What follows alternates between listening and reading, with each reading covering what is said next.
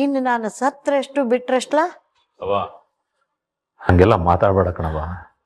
ನೀನು ಇನ್ನೂ 16 ವರ್ಷ ಬದುಕಿದ್ದು ನಮ್ಗೆಲ್ರಿಗೂ ದಾರಿ ತೋರಿಸು. ಶಿವರಾಮ, ಕಾಲದಿಂದಲೂ ನೀನು MLA ಆಗೋದನ್ನ ನೋಡ್ಬೇಕು ಅಂತ ಅಂದ್ಕೊಂಡಿದ್ದೆ. ಮುದ್ದು ಸೊಸೆ ಮುದ್ದು ಸೊಸೆ.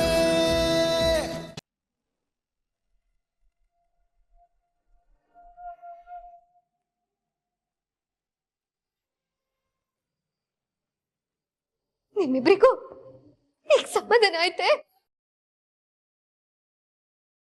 ಮಗಳ ಬದುಕನ್ನ ಸರಿ ಮಾಡ್ತೀನಿ ಅನ್ನೋ ಭ್ರಮೇಲಿ ಸುಳ್ಳ ಮೇಲ್ ಸುಳ್ಳು ಹೇಳಿ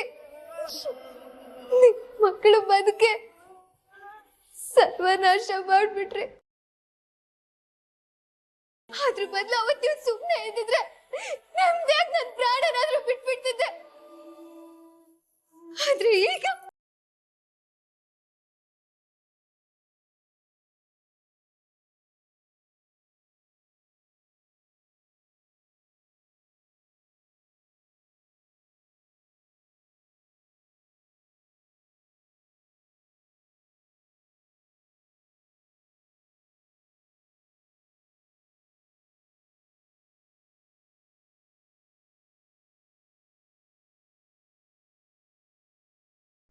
ಅತ್ತೆ ಅದು ಸಾಕು.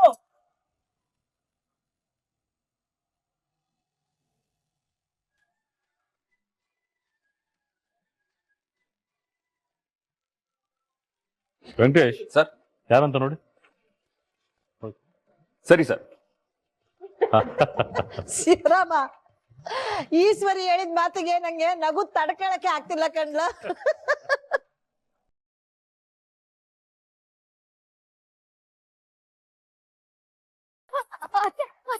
ಸಾಕು, ನಿಲ್ಸು ನಿನ್ ನಾಟಕವ. ಒಂದ್ ಕಿತ ಬಿದ್ದಿರ ಗುಂಡಿಗೆ ಇನ್ನೊಂದ್ ಕಿತ ಬೀಳೋದಕ್ಕೆ ನಂಗೆ ತಯಾರಿಲ್ಲ. ನೀನ್ ಮಾಡಿರೋ ಮೋಸನೇ ಸಾಕು. ಇದು ಇವತ್ತಿಗೆ ಕೊನೆ ಆಗ್ಬೇಕು.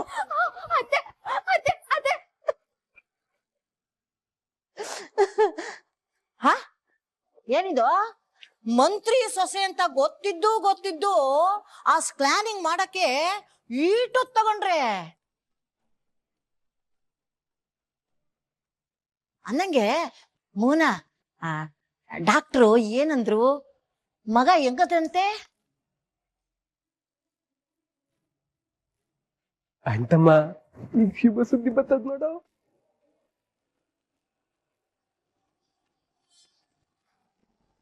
ಅದೇನೇ ಅದು ಕೊಳ್ಳಿದೇವ ಮೆಟ್ಕೊಂಡವ್ರಂಗ್ ನಿಂತ್ಕೊಂಡ್ಬಿಟ್ಟಿದ್ಯಾ ಮೋನ? ಇದ್ಯಾ? ಏನಾಯ್ತೆ? ಏನಂದ್ರೆ ಡಾಕ್ಟ್ರು?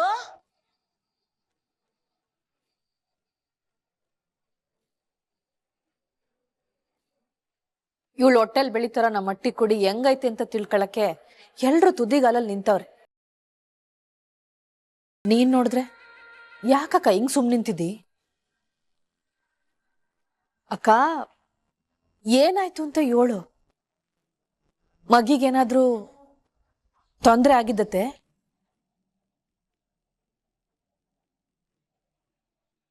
ಈಶ್ವರಿ, ಅದೇನಂತ ಅಪಶಕನದ ಮಾತಾಡಿ? ಅತ್ತೆ ಏನು ಹೇಳ್ದೆ ಈ ತರ ಮುಖ ಗಂಟಾಕೊಂಡಿದ್ರೆ ನಮ್ಗೇನ್ ತಾನೇ ಗೊತ್ತಾಯ್ತು ಚಿಕ್ಕ ಮಾವ? ಮೋನ, ಎಲ್ರು ಕೇಳ್ತಾ ಇದ್ರು ಮಾತಾಡದೆ ನಿಂತಿದ್ಯಲ್ಲ, ಅದೇನಾಯ್ತು ಅಂತ ಹೊಸ ಹೇಳು.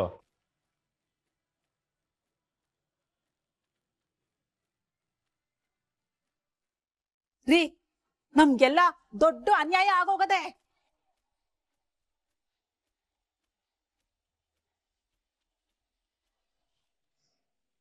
ನಾವೆಲ್ಲ ಮೋಸ ಹೋಗ್ಬಿಟ್ಟು ಕಣ್ರಿ.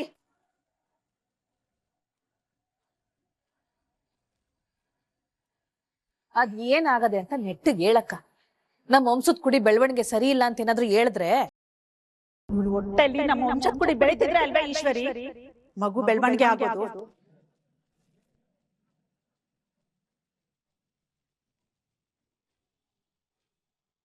ಮೋನ, ಏನ್ ಹೇಳ್ತಾ ಇದ್ಯಾ? ದಿಟ ಹೇಳ್ಬೇಕು ಅಂದ್ರೆ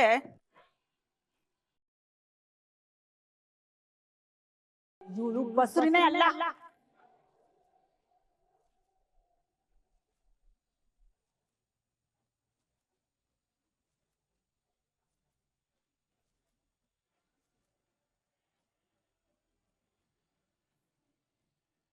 ರೀ ಇವತ್ತು ಸ್ಕ್ಯಾನಿಂಗ್ ಮಾಡ್ಸಕ್ ಹೋಗಿದ್ವಲ್ಲ ಅಲ್ಲಿ ನಿಮ್ ಸೊಸೆ ಹೊಟ್ಟೆನಲ್ಲಿ ಮಗು ಇದ್ರೆ ತಾನೆ ಆರೋಗ್ಯವಾಗಿರಕ್ಕೆ. ನೋಡಿ ಮೋಹನ್ ಅವ್ರೆ, ನಿಮ್ ಸೊಸೆ ಪ್ರೆಗ್ನೆಂಟೇ ಆಗಿಲ್ಲ. ಮಗಳನ್ನ ಅಳಿಯಂದ್ರ ಕೈಯಿಂದ ಕಾಪಾಡ್ಬೇಕು ಅನ್ನೋ ಒಂದೇ ಒಂದು ಉದ್ದೇಶದಿಂದ ಈ ರೀತಿ ಸುಳ್ಳು ಹೇಳಿದಾಳೆ.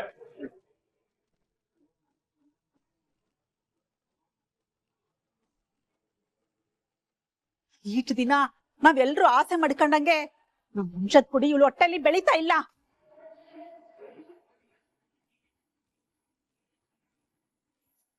ಆದ್ರೂ ಇವ್ರು ಅತ್ತೆಯವರೆಲ್ಲ ಸೇರ್ಕೊಂಡು ನಮ್ಗೆಲ್ಲ ಸುಳ್ಳು ಹೇಳಿ ದೊಡ್ಡ ಮೋಸ ಮಾಡವ್ರೆ.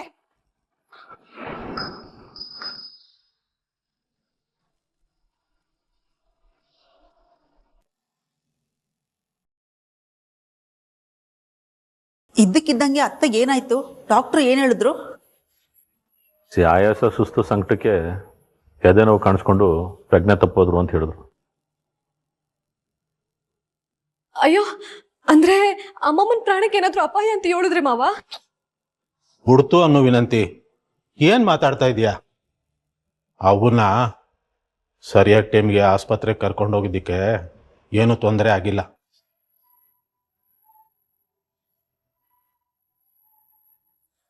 ಅಲ್ಲ ಬಾವ, ಅಷ್ಟು ಸಂದಾಗಿದ್ರು ಅತ್ತೆ ಯಾಕೆ ಹಿಂಗ್ ಇದ್ದಕ್ಕಿದ್ದಂಗೆ ಆಯ್ತಂತೆ? ಅಂದ್ರೆ ಈ ಹೃದಯಕ್ಕೆ ರಕ್ತ ಸರಾಗವಾಗಿ ಚಲಿಸ್ಬೇಕಲ್ವೇ, ಅದೇನಾದ್ರೂ ತಕ್ಷಣಕ್ಕೆ ನಿಂತ್ಕೊಂಡ್ಬಿಟ್ರೆ ಹಿಂಗಾಗ್ಬಿಡ್ತದಂತೆ.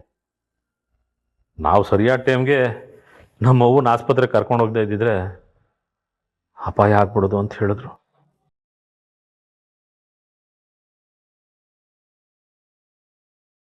ಹಂಗಾರೆ ಇವಾಗ ಆಪರೇಷನ್ ಏನಾದ್ರೂ ಮಾಡ್ಬೇಕೇ ದೊಡ್ಡಪ್ಪ?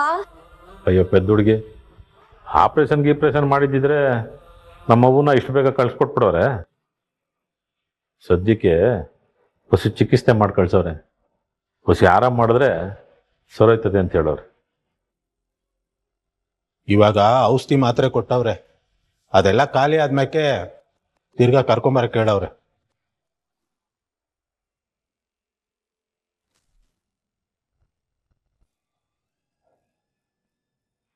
ಅವಾಗ ಇನ್ನೊಂದು ಕಿತ ECG ಮಾಡಿ ಆಂಜಿಯೋಗ್ರಾಮ್ ಮಾಡಿ ರಕ್ತನಾಳದಲ್ಲಿ ಏನಾರ ತಡೆ ಇದ್ರೆ ಆಪರೇಷನ್ ಮಾಡಿ ಸ್ಟಂಟ್ ಹಾಕ್ತಾರಂತೆ. ರೀ ಹಂಗಾರೆ ಜೀವಕ್ಕೇನು ತೊಂದರೆ ಇಲ್ಲ ತಾನೆ? ಏನಿಲ್ಲ, ಒಂದೆರಡು ದಿನ ಆಯಾಸ ಮಾಡ್ಕೋಬಾರ್ದು, ಆ ಕಡೆಗೆ ಈ ಕಡೆಗೆ ಓಡಾಡಬಾರ್ದು ಅಂತ ಹೇಳೋರು. ಅವ್ವ, ನೀನೇನು ಧೈರ್ಯ ಕೆಡ್ಬೇಡ ಕಣವ್ವ, ನಿನ್ನ ಕಣ್ಣಲ್ಲಿ ಕಣ್ಣಿಟ್ಟು ನೋಡ್ಕೋತೀವಿ.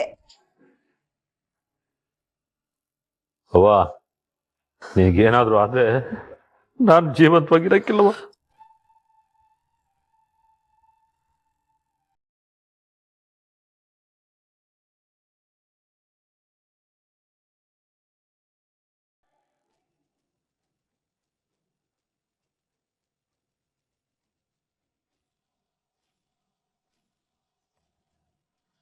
ಮಾವಯ್ಯ, ವಿದ್ಯಾ, ನನ್ ಜೊತೆಗ್ ಬಾ.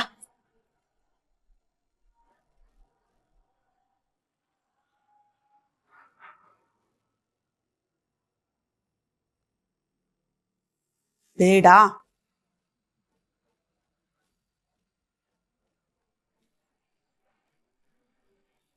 ಅತ್ತೆ ನಿನ್ ಮನ್ಸಲ್ಲಿ ಓಡ್ತಾ ಇರೋದು ಅದೇ ತಾನೆ? ಅದಕ್ಕೆ ಹೇಳ್ತೀನಿ ಬೇಡ ಅಂತ. ನೋಡು, ಈ ವಿಚಾರ ಹೇಳೋ ಸಮಯ ಇದಲ್ಲ. ಹಾಗಾಗಿ ನೀನು ಸುಮ್ಕೆ ಇದ್ಬಿಡೋದು ಒಳ್ಳೇದು. ಅಲ್ಲ ಅತ್ತೆ, ಆದ್ರೆ ನೀವು ಹಿಂದೆ ಇರೋ ಜೀವಕ್ಕೋಸ್ಕರ ಇರೋ ಜೀವಕ್ಕೆ ತೊಂದರೆ ಕೊಡೋದು ನನಗಿಷ್ಟ ಇಲ್ಲ. ಅದಕ್ಕೆ ನಾನು ಹೇಳ್ತಾ ಇರೋದು.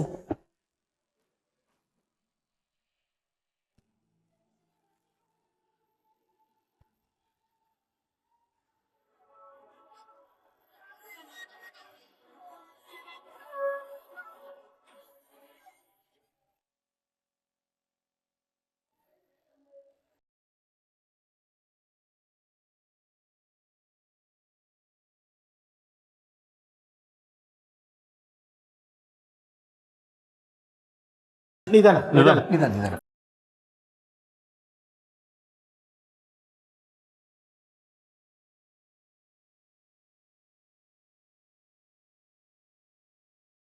ನೀನು ಆರಾಮಾಗಿದ್ಯಾ ಅಲ್ವೇ? ನಿನಗೆ ಹಿಂಗಾಗಿರೋದು ನೋಡಿ ನನಗೆ ಜೀವನೇ ಹೋದಂಗಾಗೋಯ್ತು ಕಣವ್ವ.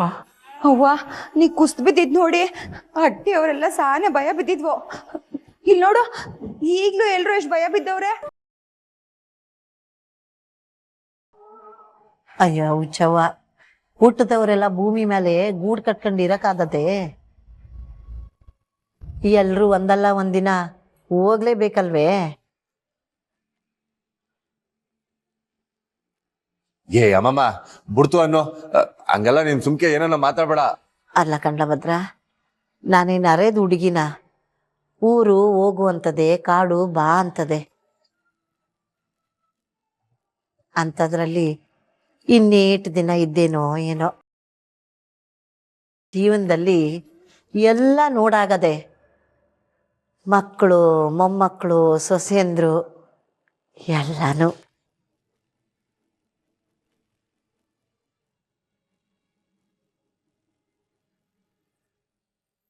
ಇನ್ನು ನಾನು ಸತ್ರೆಷ್ಟು ಬಿಟ್ರೆಷ್ಟಲ್ಲ?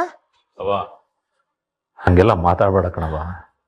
ನೀನು ಇನ್ನೂ 16 ವರ್ಷ ಬದುಕಿದ್ದು ನಮ್ಗೆಲ್ರಿಗೂ ದಾರಿ ತೋರಿಸು.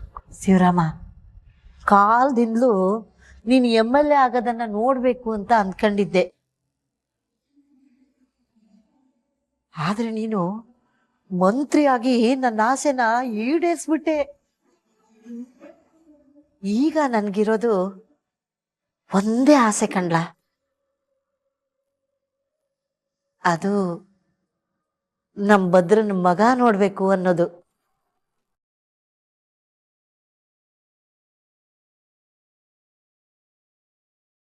ಅಮ್ಮಮ್ಮ ಬರೀ ಅಂಟಮ್ಮನ್ ಮಗ ನೋಡಿದ್ರೆ ಸಾಕೆ, ನನ್ ಮದ್ವೆ ನೋಡಕ್ಕಿಲ್ವೇ? ಹೆಣ್ ಸಿಕ್ಕ್ರೆ ಯಾರ ಒಪ್ಪಿದ್ರೆ ನೋಡವ ಬಿಡ್ಲಾ?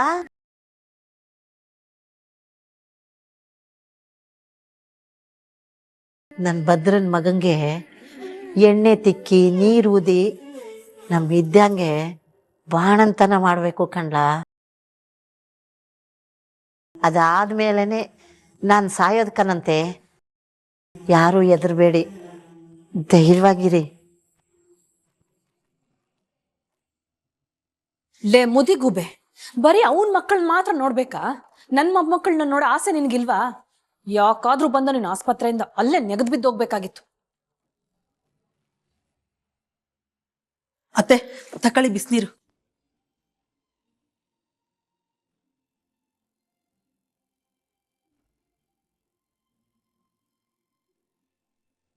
ಅದ್ ಸರಿ, ಡಾಕ್ಟರ್ ಏನಂದ್ರು?